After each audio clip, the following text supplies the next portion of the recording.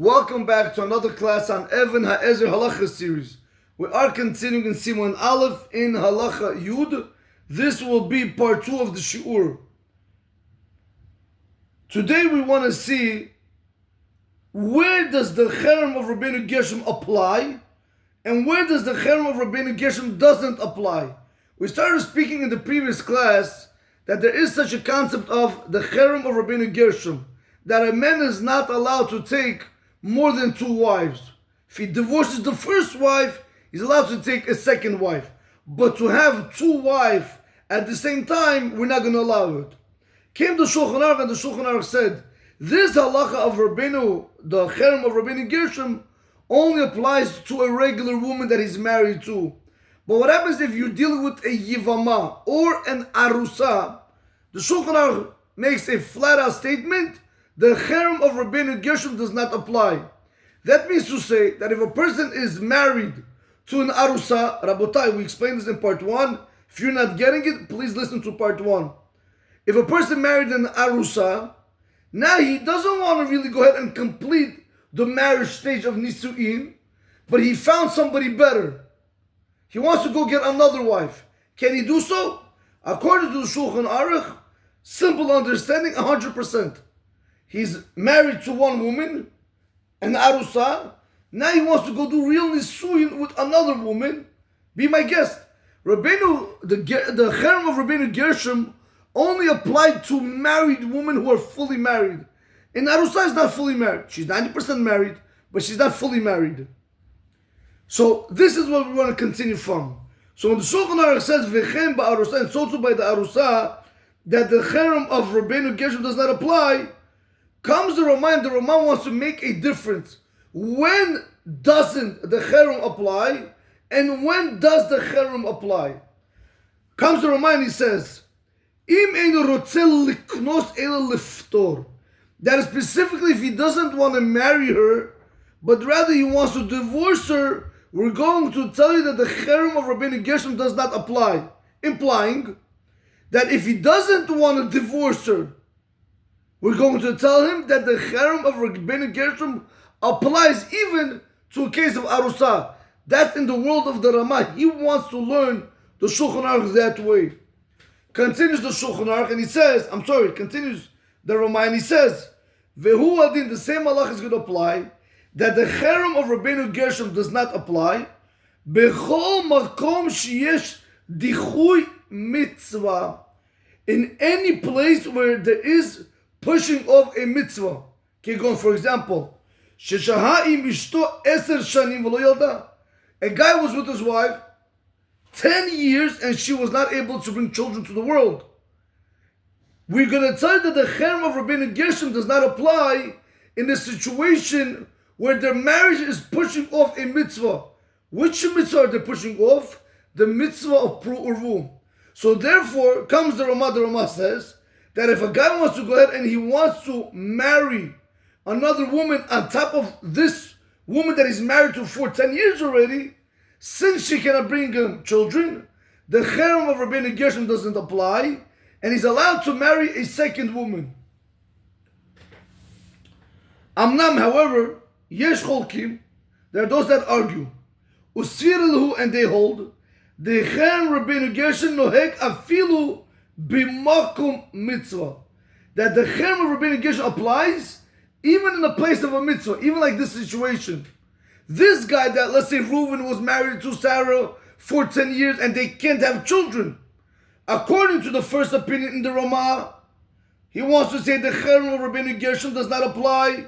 He's allowed to go ahead and marry another woman on top of this original wife, because they have to be able to do the mitzvah Pru.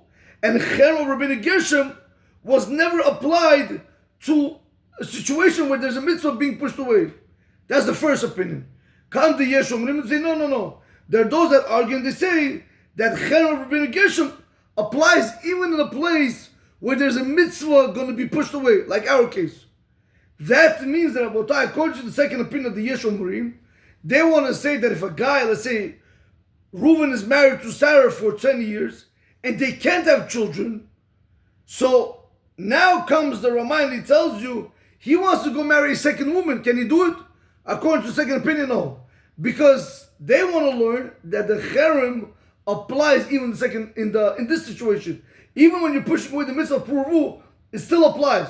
So what does the guy have to do? He has to divorce his original wife, and then he can go and get married to another wife and fulfill the mitzvah of purvu. But to have both of them, according to the Yesh Omrim, we're not going to give him that. Again, according to the Stam opinion in the Rama, the cherem does not apply in a situation where the mitzvah is being pushed away. So the guy can have two wives. According to the Yesh Omrim, no, he says, even in a place where the mitzvah is being pushed away, the cherem does apply. So therefore, if he wants to get another wife, he has to divorce his first wife. Continues the Ramayana, he says, Va'afilu b'mokum yibum. Even in the place of yibum, we're going to tell you that the cherem does apply. Not like the Shulchan Aruch. Because the Shulchan Aruch says in the place of yibum, the cherem doesn't apply. He's allowed to take her as his second wife. Comes this opinion in the Ramayana tells you no. Even in the place of yibum, the cherem does apply. V'tzarich lachlos, and he needs to do chalitza. He needs to take off his shoes and she has to spit, and then she's free to go. But he cannot do yibum with her. Rabotai, you see the difference between the Shulchan Aruch and the Rama? The Rama says that the cherem applies even in the place of yibum. Remember, Reuven is married to Sarah. Everything's fine. Now Reuven's brother Shimon dies Loleinu without children. So Shimon's wife Leah falls on Reuven. According to the Shulchan Aruch, he could take Leah as a second wife. According to this opinion of the Rama, absolutely not. You have to give her chalitza, you have to take off your shoes, let her spit inside of it, and she goes free, so you can be with one wife only, because the cherem still applies even in the place of yibum. So let's see that one more time. Va'afilu b'mokum yibum v'tzarich lachlotz. Even in the place of yibum, and you do need to do the chalitza because the cherem is still intact. Continues the Ramayana, says, "U'b'mokum she'en arishona bat girushin." What happens if you speak about it? What happens if you're dealing with a case where the first wife, she's not a woman of divorce? You can't divorce her. What does that mean? You can't divorce her. He tells you, "Kigon shenishta tit." For example, she lost her mind. She went crazy. She became, I don't know, Rabotai Lolin, she became psycho. She's not in the right state of mind. That's not Bat Girushin. You can't divorce such a woman. Also, maybe halachically he has to divorce her. But she doesn't want to take the get from him. She doesn't want to divorce him. Okay, Rabotai, simple halachot. If a woman doesn't, the Shulchan Aruch brings down, I think also in Evean Hazaer. Don't remember the Siman, Rabotai. From what I recall, that if a woman doesn't cover her hair, if she doesn't go in the halachot of Yachdut, she's immodest, the guy can send her out of the house. No problem. So therefore, over here in this situation, let's say, halachically, he is able to divorce her. But the problem is, she doesn't want to take the get from him. The Rama says, yesh lahakel, to take a second wife. Again, Rabotai, don't try to quote me on that case, because I just got to see it inside. I remember learning it a while back. I try not to say things that I'm not 100% sure of. I'm just trying to give you a case. Let's say halachically he has to divorce her. You know, I don't know. Let's say, let's like this. Okay, you know something? I'm not going to make up cases, because if I don't see it inside, it's going to be hard for me. I'm not going to be able to sleep knowing that I said something not right.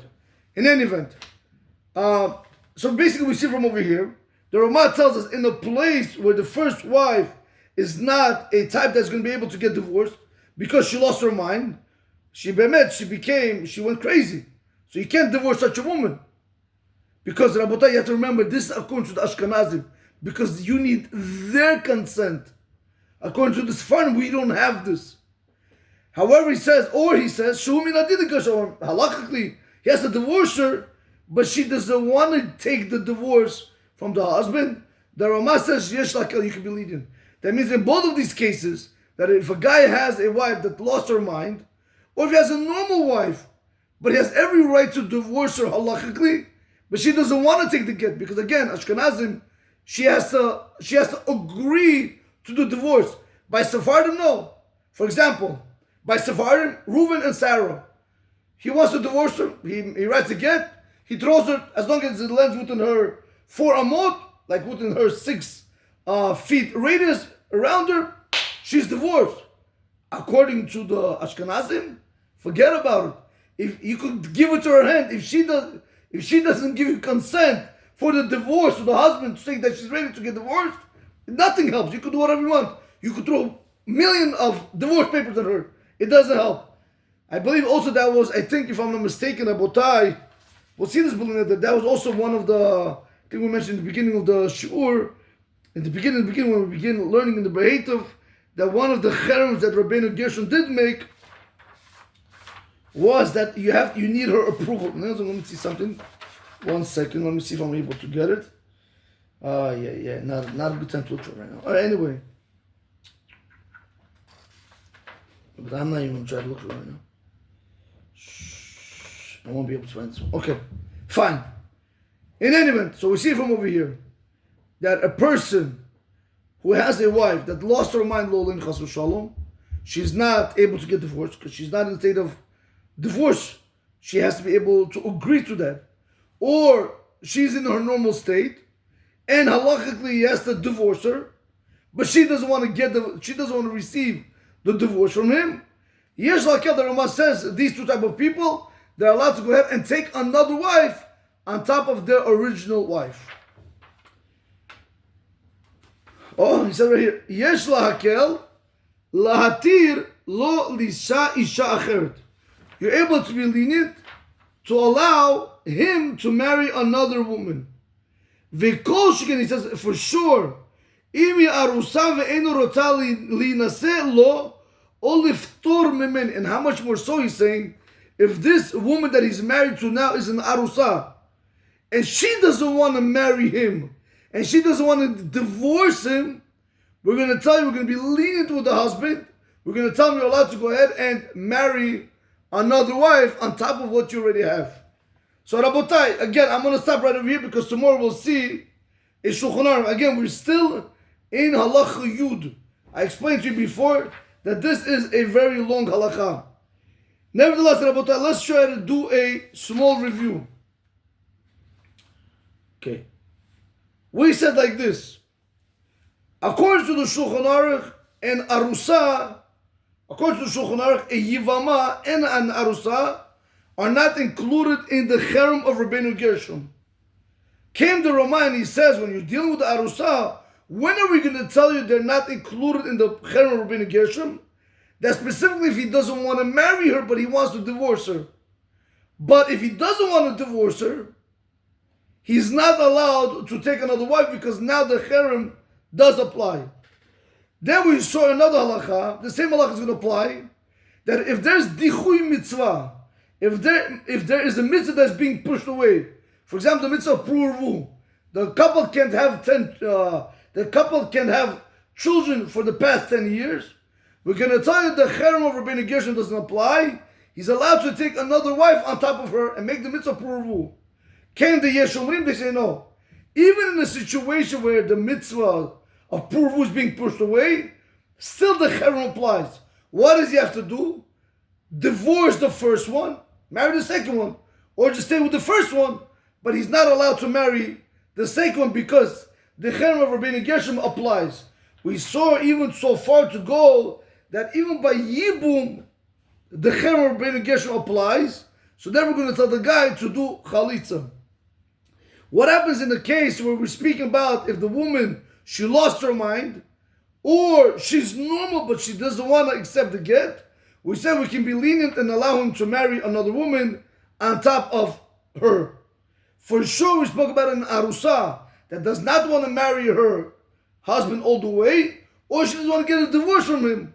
We're going to tell the guy he's able to be lenient and marry another woman on top of her. Rabotai, have a great day. Baruch Adonai Olam. Amen. Amen.